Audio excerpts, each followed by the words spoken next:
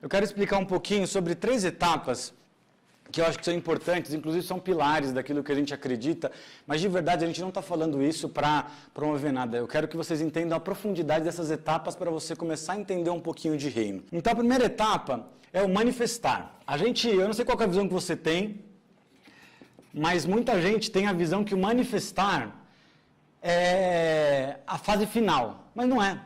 Se você for pegar a raiz da palavra manifestação, é quando algo surge, é quando algo é revelado, quando algo é expresso.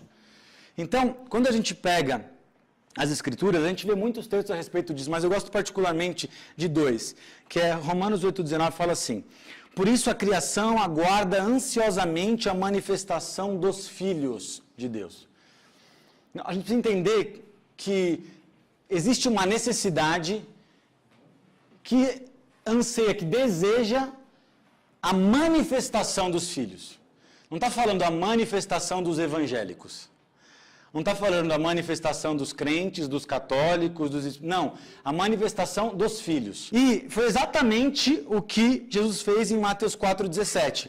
Desde então começou Jesus a pregar e dizer: arrependei-vos, pois é chegado o reino dos céus. A primeira coisa que Jesus fez aqui, no primeiro momento, essa foi a primeira mensagem que ele fez, foi trazer consciência para as pessoas a respeito de um propósito. E quando eu falo manifestar, eu gosto de falar sobre manifestar o reino nas pessoas.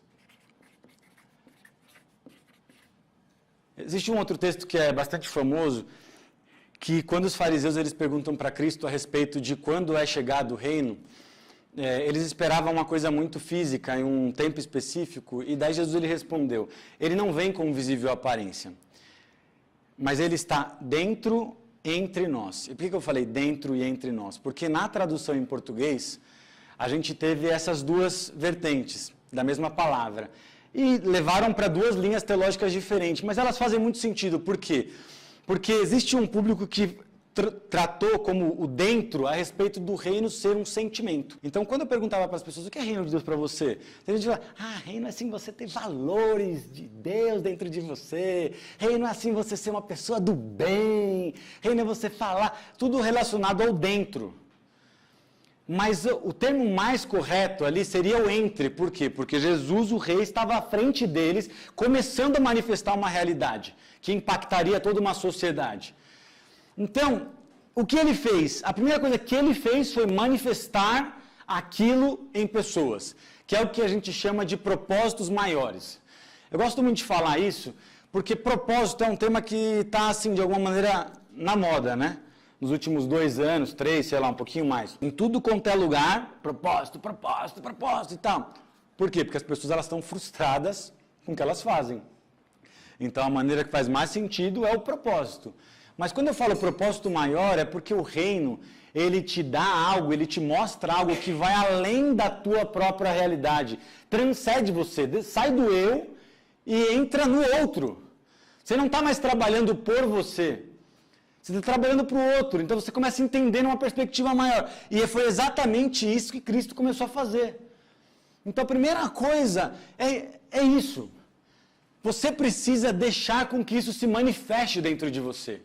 A única pessoa capaz de limitar aquilo que você carrega é você mesmo. Então, a gente tem esse desejo de fazer com que, de alguma maneira, você entenda essa perspectiva de reino. A gente vai falar um pouquinho mais, mas para que você não aceite ter uma vida mais comum.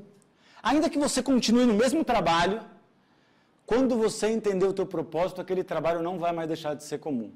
Ele vai ser um trabalho de propósito. Só mudando parâmetros.